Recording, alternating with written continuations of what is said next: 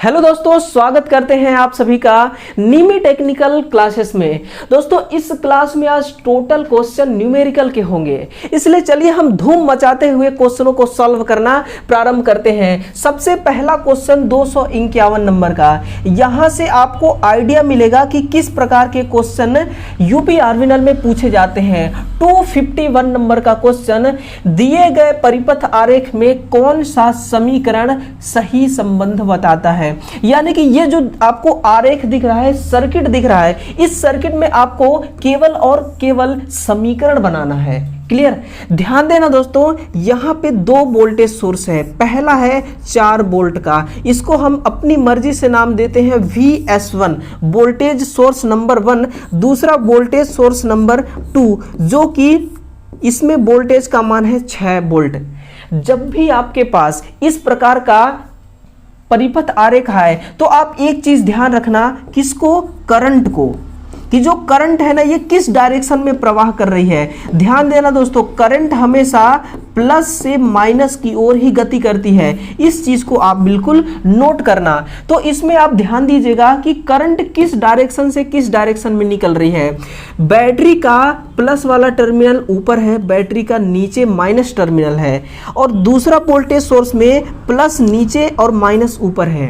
Current का प्रवाह plus से माइनस की ओर ही होना है।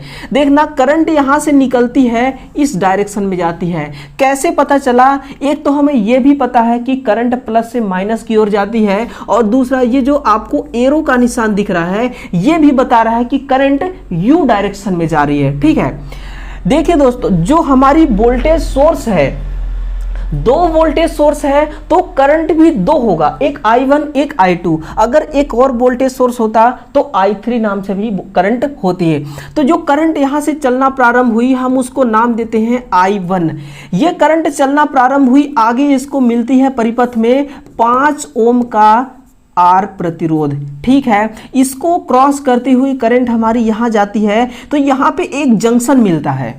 अब इसको क्या पता कि किस डायरेक्शन में जाना है, लेकिन देखना जो दूसरा वोल्टेज सोर्स है ये करंट प्लस से निकलकर इस डायरेक्शन में आगे आ रही है। यानी कि करंट, दूसरा वाला वोल्टेज सोर्स का करंट इसी डायरेक्शन में आ रही है। इसका मतलब ये करंट जो है ना, पहले वाला वोल्टेज सोर्स का करंट तो इधर नहीं आने वाली है, ये किधर जाएगी? इधर। ये एरो का निशान भी दिखा रही है, ये आती हुई यहां पे पहुंचती है, तो इसको एक प्रतिरोध मिलता है जिसका मान 20 ओम है।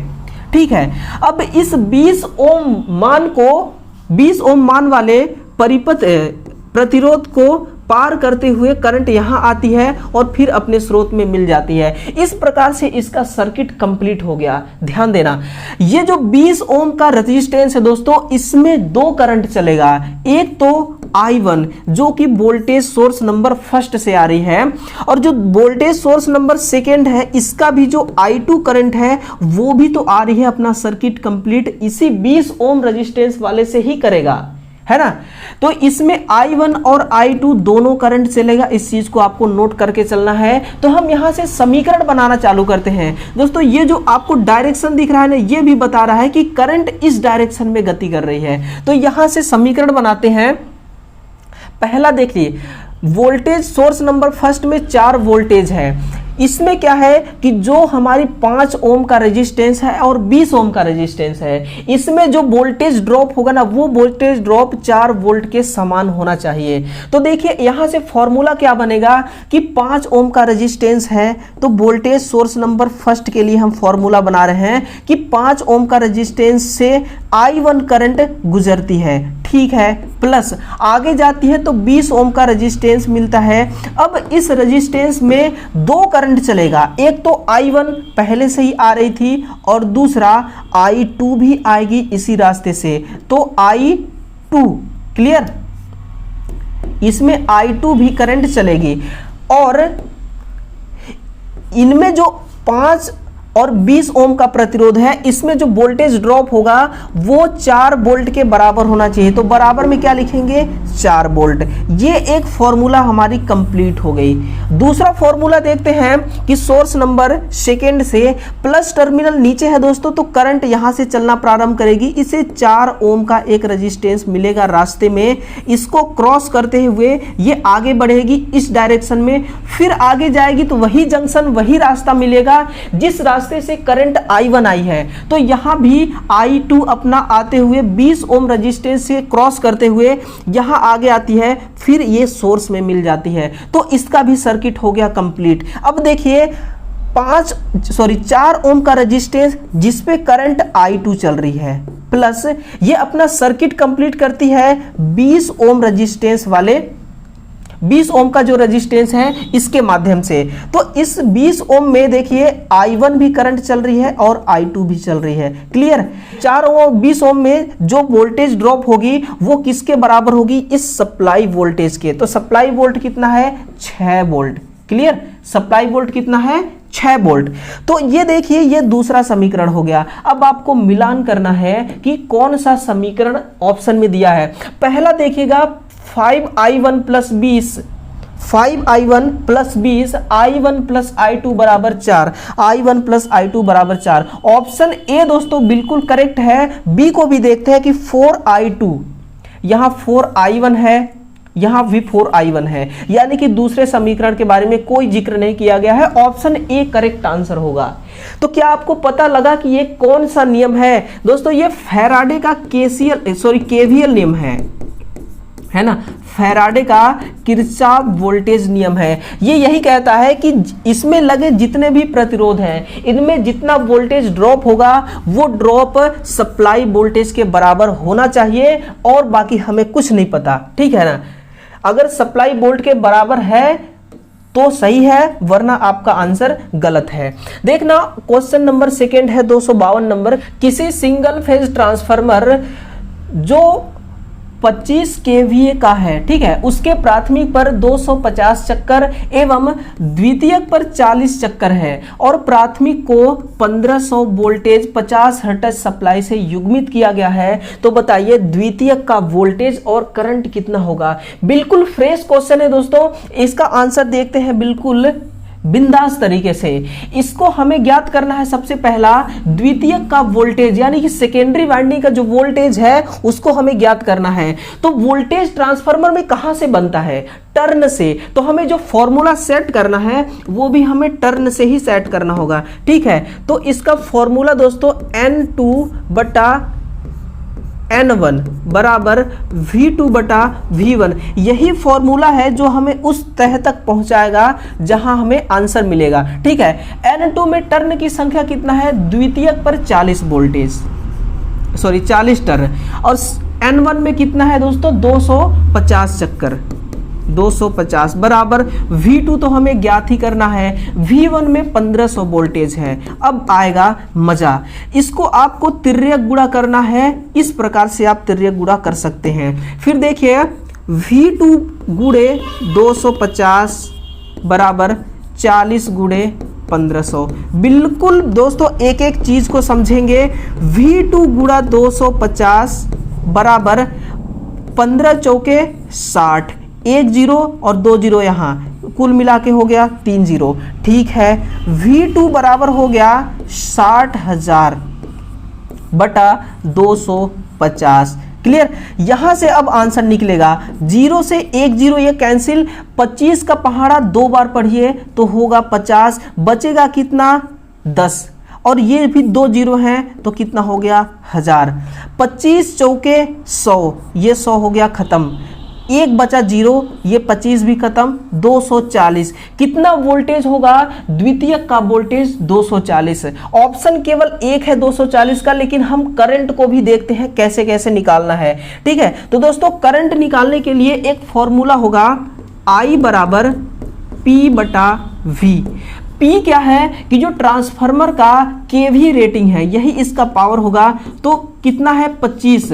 K का मतलब होता है 1000। आप 3 जीरो और इस पे ऐड कर दीजिए। वोल्टेज, किस वोल्टेज को लिखना है जो हम ज्ञात किए हैं, तो इसको आप लिखिए 240 वोल्टेज। क्लियर, यहां तक आपको समझ में आया क्या? तो देखना दोस्तों, जब 240 को हम 10 बार भाग देंगे तो कितना हो जाएगा 2400। 10 बार भाग देंगे तो कितना होगा 2400। इस 2400 में से 100 बचा, एक जीरो पहले से है तो इस एक जीरो को इस एक जीरो से मैं कट कर देता हूं। 24 का पहाड़ा आप 4 बार पढ़िए तो ये कितने बार जाएगा 96 बार। कितने बार गया 4। ठीक, अब आगे पॉइंट में जाएगा, यानी कि एम्पियर कितना हो गया 104। ऑप्शन सी दोस्तों बिल्कुल करेक्ट आंसर होगा। लाजवाब क्वेश्चन का लाजवाब आंसर आपके सामने हाजिर है। ठीक है, तो दोस्तों इसका जो द्वितीयक वाइंडिंग है ना, इसमें वोल्टेज तो होगा, कितना होगा 240, और इसमें जो करंट है वो कितना होगा 104 एम्पियर। क्लियर, अगला क्वेश्चन देखते हैं, क्वेश्चन नंबर 253 नंबर का, कि यदि किसी डीसी मोटर का जो इनपुट शक्ति है वो 1.6 किलोवाट है और आउटपुट शक्ति 1.2 किलोवाट है, तो मोटर की कार्य क्षमता कितनी होगी? क्या मजेदार क्वेश्चन है, इसका आंसर भी मजेदार होगा। देखिए, जो मोटर की दक्षता होती है ना, इसका एक फॉर्मूला है आउटपुट बटा इनपुट गुणे 100। सबसे पहले हम आउटपुट और इनपुट का रेशियो निकालते हैं। तो देखना दोस्तों, आउटपुट हमसे कितना दिया गया है हमारे पास, की आउटपुट है 1.2 किलोवाट है। किलो का मतलब है 1000, तो यहां आप 3 जीरो और ऐड कीजिए। इनपुट कितना है तो 1.6, इसमें भी किलो लगा है तो 1000, यानी कि 3 जीरो ऐड करिए। अब आएगा मजा दोस्तों, इस पॉइंट को काटिए, इस पॉइंट को काटिए, क्योंकि बराबर संख्या है, पॉइंट से पॉइंट गया कट। नया संख्या क्या बना, ये बना 12000, नीचे भी कितना बना 12000। क्यों ना हम इस 3 जीरो को 3 जीरो से कर देते हैं कट, सॉरी यहां 16 होगा, ठीक ना, यहां कितना होगा 16, बचा कितना 12/16। अब इसको आप भाग दीजिए, कितना होगा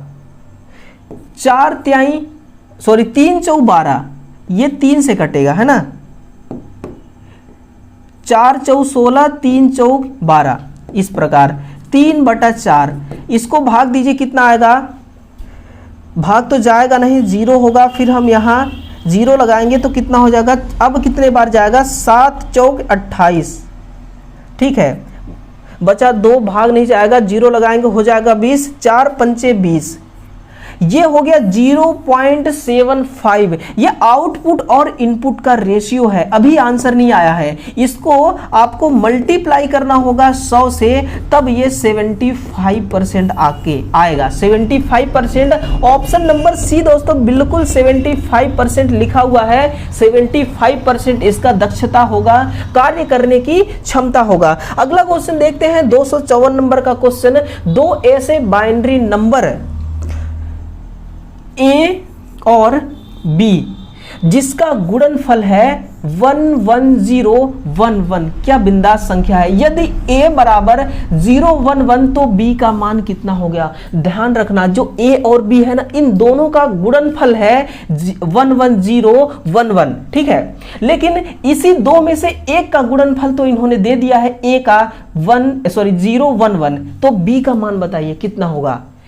जब भी ऐसे क्वेश्चन आए ना, आपको घबराना नहीं है, बिल्कुल दिमाग क्या लगाना है कि ये कौन सा नंबर है, तो ये बाइनरी नंबर, उस नंबर को आप नोट कीजिए, ये है बाइनरी नंबर, इसको हमें डेसिमल में कन्वर्ट करना है। तो क्या करना होगा, एक फॉर्मूला दोस्तों अपने दिमाग में उतार लीजिए, वो कभी नहीं भूलेगा आपको, कि जो संख्या दिया हुआ है बाइनरी, इसका हमें पूछ पकड़ना है। तो पूछ इसका कौन सा होगा, इस तरफ का, ठीक है, ये इसका पूछ है।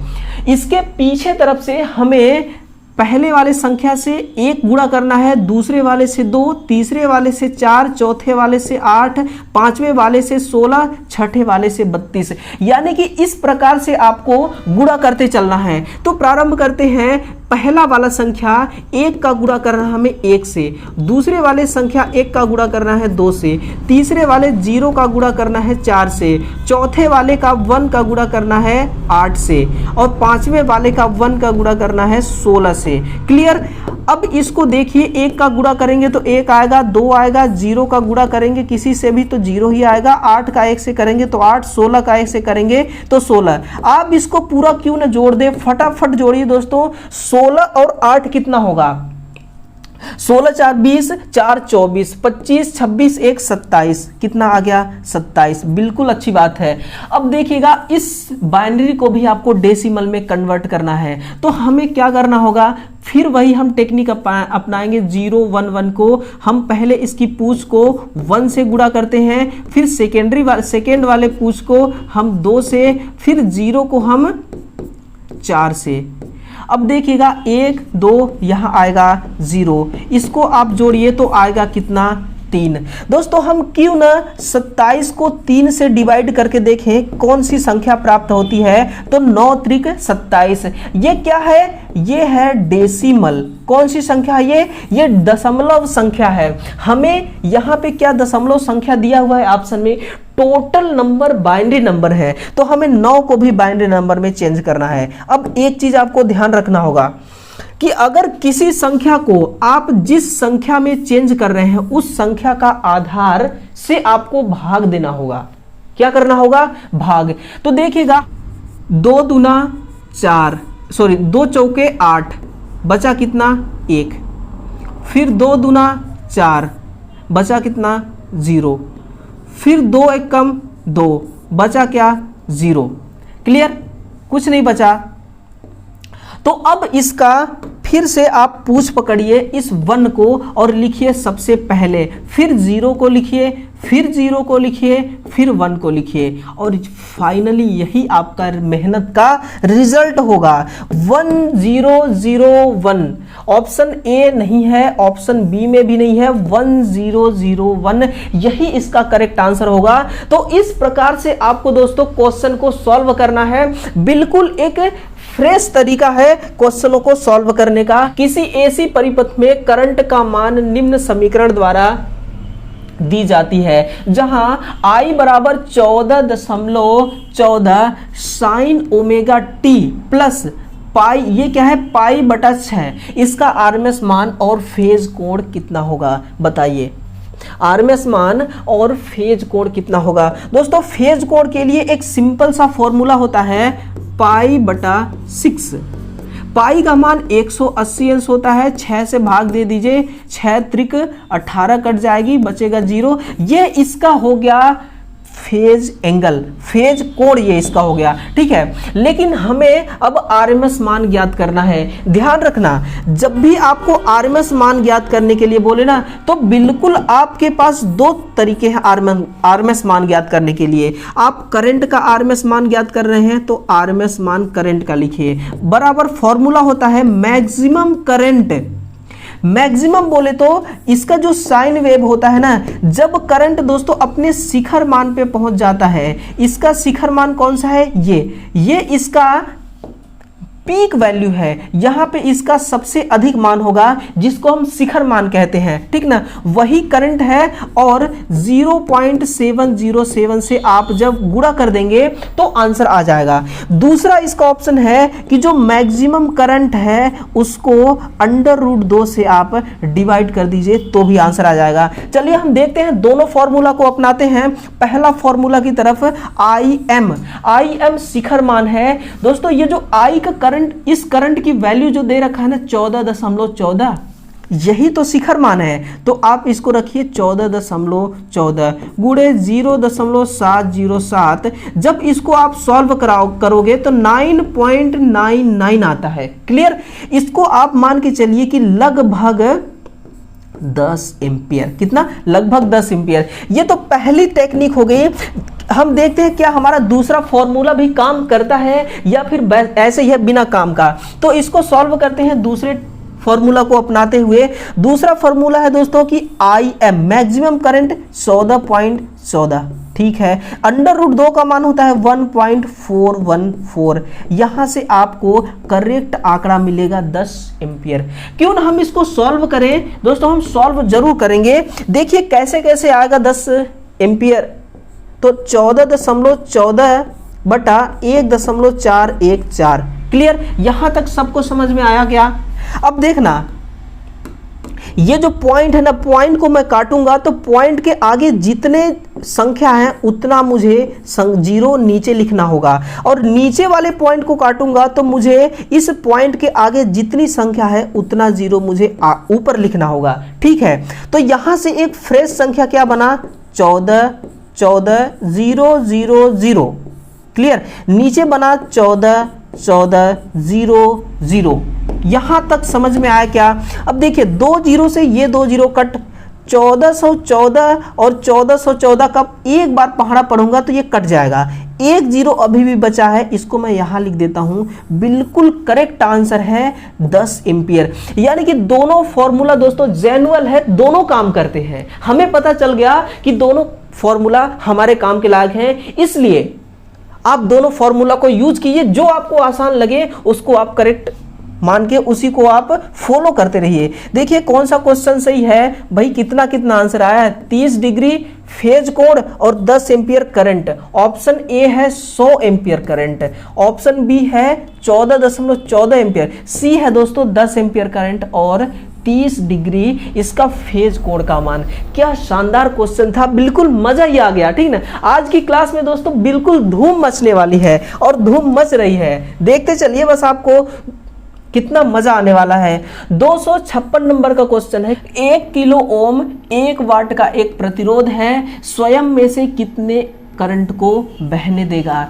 कितना मासूम सा क्वेश्चन है ना। समझना कि 1 किलो ओम का प्रतिरोध 1 वाट का है। दोस्तों जो प्रतिरोध है ना, इसका मान तो होता है ओम में, लेकिन इसकी जो क्षमता होती है वो हमेशा वॉट में होती है। इसके लिए एक सूत्र लिखना, P बराबर I² R, लेकिन यहां तो फॉर्मूला दूसरा है दोस्तों। इस फॉर्मूला से पावर, करंट और रेजिस्टेंस तीनों ज्ञात कर सकते हैं। हमसे पूछा है करंट के बारे में, तो I बराबर होगा √P/R। भैया अंडर रूट कहां से आया? तो अंडर रूट यहां पे देखिए, जो I के ऊपर स्क्वायर लगा है ना, ये यहां आके अंडर रूट बन गया। ठीक है, यही फॉर्मूला सेट करते हैं। देखिएगा √P का मान कितना है? 1 वाट। ठीक है, R का मान है 1 किलो ओम। किलो को दोस्तों 1000, तो 1000 से कर दीजिए गुणा, फिर इसको सरल करते हैं तो आएगा 1/1000। क्लियर। अब ये दोस्तों इसको आप जब भाग देंगे तो ये भाग कितना बार जाता है? देखिए भाग जाएगा नहीं, मुझे लगाना होगा 0। अभी भी भाग नहीं जाएगी, एक और 0 लगाऊंगा। अभी भी नहीं जाएगी, एक और 0 लगाऊंगा। अब जाएगी, एक बार में ये कट जाएगा, होगा यहाँ एक √0 का त्यों रहेगा। अब ध्यान देना, इसको और सरल करने की कोशिश करते हैं। अब देखिए ये जो हमारी पॉइंट है, जब मैं इसको काटूंगा तो नीचे मुझे 1000 से भाग देना होगा। कितने से? 1000 से।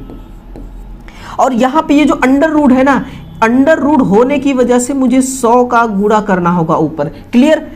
जब मैं 100 का गुणा करूंगा दोस्तों, ये 0 तो हो गया खत्म। 1 का गुणा 100 बार करेंगे तो 100 आएगा। नीचे 1000 है तो 1000, अंडर रूट ये अंडर रूट ही रहेगा। ठीक। अब देखना, मैं इस 2 0 से ये 2 0 करता हूं कट, बचा कितना? 1/10। अब ये भाग जाएगा क्या? बिल्कुल भाग नहीं जाएगा। उसके लिए मुझे यहाँ पे 0 लगाना होगा। अब भाग जाएगी ना एक बार, तो कितना आया? 1। अंडर रूट तो अंडर रूट रहेगा।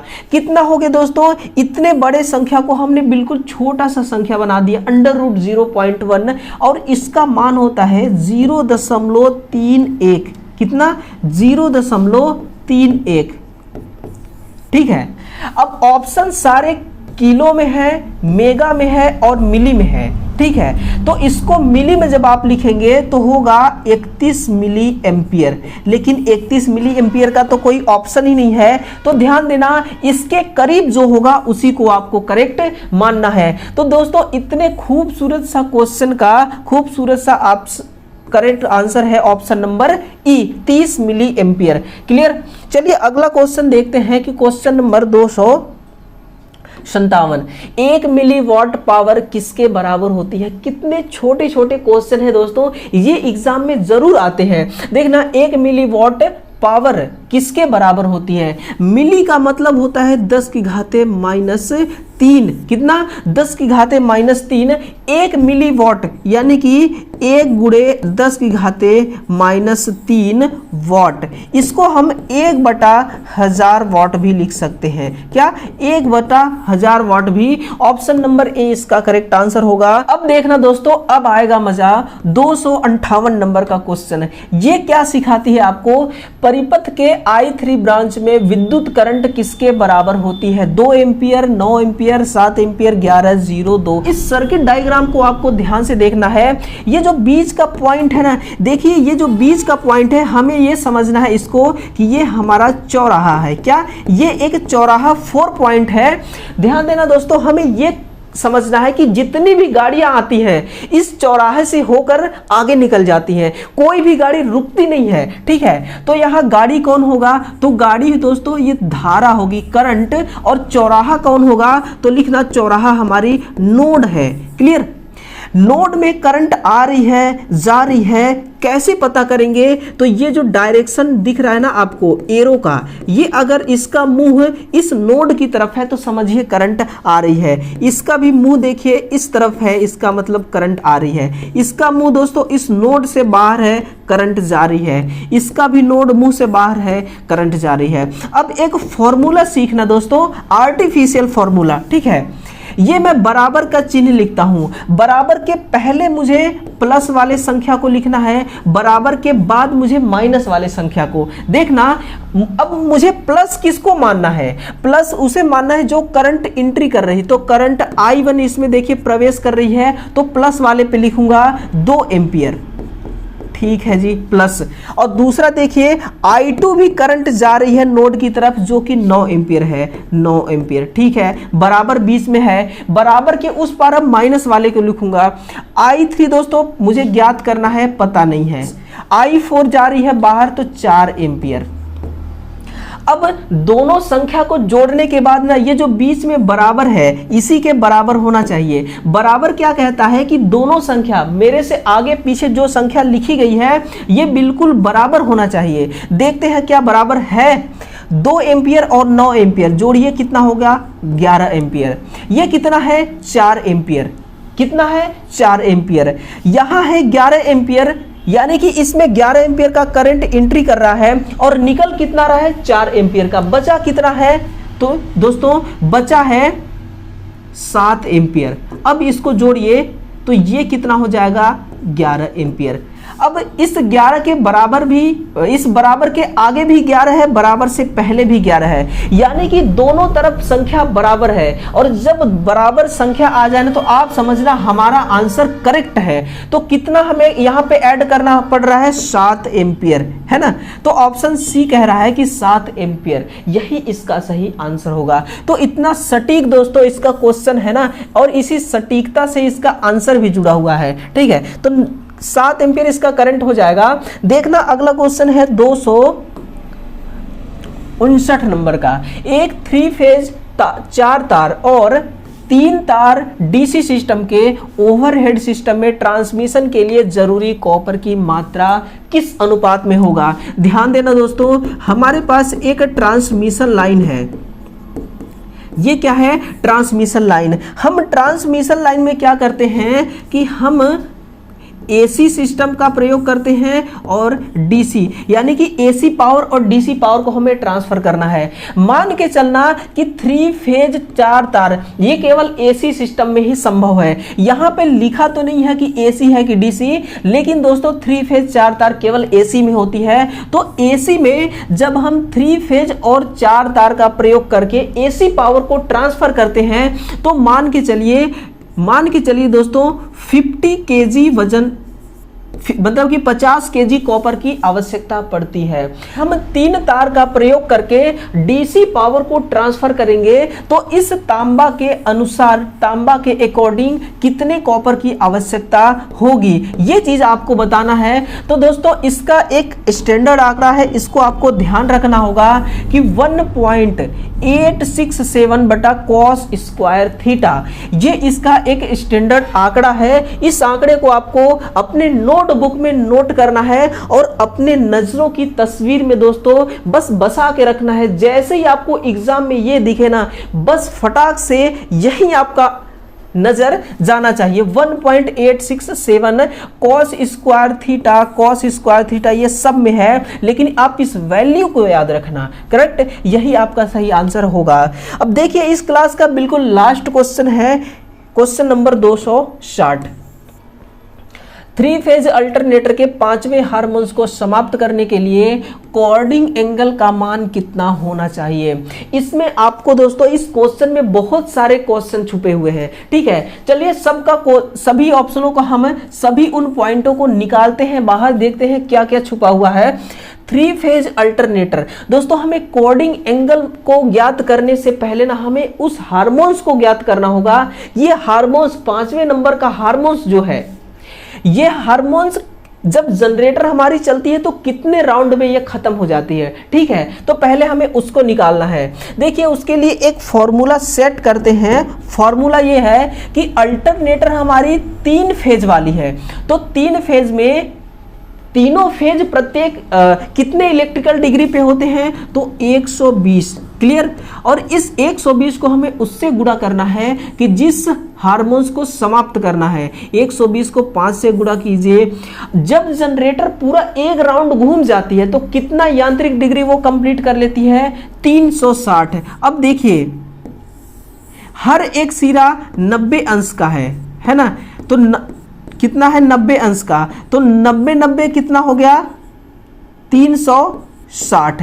एक राउंड जब घूम लेगा तो 360 कंप्लीट होता है यांत्रिक डिग्री, इसको 360 से डिवाइड करना है। अब देखना कमाल क्या होगा कि इसको जब भाग देंगे तो 12 पंचे 60, एक जीरो बाकी है तो लिखिए यहाँ 360 होगा, ठीक है। 0 से 0 काटिए, 6 छक्का 36, 6 दाहम 60, यानी कि 10/6 कितना हो गया, 10/6, क्लियर। तो इसको अब आप भाग दीजिए, कितना आता है आंसर, 6 एकम 6, बच गया 4, भाग नहीं जाएगा, पॉइंट लगाना होगा, हो गया 40, 6 छक्का 36, है ना, 6 बार।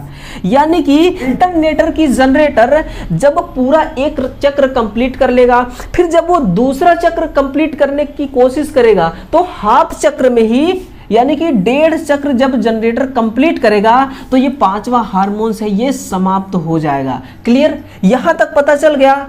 अब देखना दोस्तों, हमें कोऑर्डिंग एंगल का मान निकालना है, तो इसके लिए एक फॉर्मूला होता है π/6। पाई का मान 180 अंश होता है, इसको आप मल्टीप्लाई करेंगे तो भाग देंगे तो 6 त्रिक 18, यानी कि 30 अंश। कोऑर्डिंग एंगल कितना हो गया, 30 अंश। और 5वां हार्मोन्स कब समाप्त होगा, जब जनरेटर हमारी 3 फेज की अल्टरनेटर जब 1.5 राउंड कंप्लीट करेगी, तब जाके ये 5वां हार्मोन्स खत्म होगा, क्लियर। ऑप्शन कौन सा सही होगा दोस्तों, हमें कोऑर्डिंग एंगल के बारे में पूछा है, ऑप्शन सी इसका करेक्ट आंसर होगा। अब देखिए इसमें हम हार्मोन्स को थोड़ा समझते हैं कि हार्मोन्स क्या है। ये इंसान और मशीन दोनों में हार्मोन्स होते हैं ना। अब देखिएगा हार्मोन्स कुल 2 प्रकार के होते हैं मशीनों में। हार्मोन्स 2 प्रकार के, कौन, पहला देखना, पहला होता है सम, है ना, पहला सम हार्मोन्स और दूसरा विषम हार्मोन्स। अब सम हार्मोन्स और विषम हार्मोन्स क्या हैं, सम जैसे हो गया दोस्तों 2, 4, 6, 8, 10, ये हार्मोन्स हैं। ये हार्मोन्स क्या करता है, जैसे ही मोटर हमारी एक राउंड घूमती है तो ये सारे हार्मोन्स समाप्त हो जाते हैं। लेकिन जो विषम हार्मोन्स है 1, 3, जैसे कि 5, ठीक, 7, 9, 11, तो ये क्या करते हैं, जब मोटर, इसको हमें ज्ञात करना होता है कि कब खत्म होते हैं। तो देखिए ये पांचवा हार्मोन्स जब जनरेटर अपना 1.5 गुना अपने रोटर को घुमाता है, ठीक है ना, तो उस कंडीशन में ये पांचवा हार्मोन्स खत्म होता है। तो विषम हार्मोन्स इस प्रकार से समाप्त होते हैं। लेकिन दोस्तों इसका समाप्त करने का रीजन क्या है कि हम क्यों इसको समाप्त करते हैं। अगर समाप्त ना करें तो क्या होगा, समाप्त नहीं करेंगे ना तो इसकी जो दक्षता है ना दोस्तों, ये बिल्कुल डाउन हो जाएगी, इसका लाइफ टाइम कम हो जाएगा, दक्षता कम हो जाएगी हार्मोन्स की वजह से। हम ऐसा क्या करें, हमें ऐसा सॉल्यूशन ढूंढना होगा कि इस हार्मोन्स को ना हम खत्म कर सके। तो दोस्तों इसको खत्म करने का एक ही केवल उपाय है, और वो उपाय क्या है कि शॉर्ट पिच वाइंडिंग, मोटर में शॉर्ट पिच वाइंडिंग करके हम इस हार्मोन्स को खत्म करते हैं। शॉर्ट पिच वाइंडिंग इससे कैसे होता है तो समझना ध्यान से। जो शॉर्ट पिच वाइंडिंग होती है दोस्तों, जो फुल पिच वाइंडिंग होता है ना, उस पिच वाइंडिंग का मान 180 अंश होता है फुल पिच में। विद्युतीय मान कितना होता है फुल पिच वाइंडिंग का, 180 अंश। तो हम शॉर्ट पिच वाइंडिंग करके इस 180 अंश के मान को घटा देते हैं, और घटने से क्या होता है, ये जो हमारी 180 अंश का मान है, किसका मान, शॉर्ट पिच वाइंडिंग में जो 180 अंश का विद्युतीय अंतर 180 अंश से कम हो जाता है शॉर्ट पिच वाइंडिंग में। और ये जो अंतर है, ये दोस्तों अंतर ध्यान रखना, जब इसको जोड़ा जाए तो ये सदिश योग के बराबर होना चाहिए। किसके योग के, सदिश योग के। ये एंगल बराबर होना चाहिए, तब जाके हमारी हार्मोन्स समाप्त हो जाती है। लेकिन बात आती है कि ये हार्मोन्स पैदा कहाँ से होते हैं, ये आते कहाँ से हैं। इस डायग्राम को, इस वेव फॉर्म को देखिए, ये प्योर वेव फॉर्म है, प्योर साइनसोइडल वेव फॉर्म है। लेकिन अगर मैं आपसे पूछूं कि ये किस प्रकार का वेव फॉर्म है, तो आप कहेंगे ये एक पल्सेटिंग वेव फॉर्म है। कौन सा है ये, पल्सेटिंग।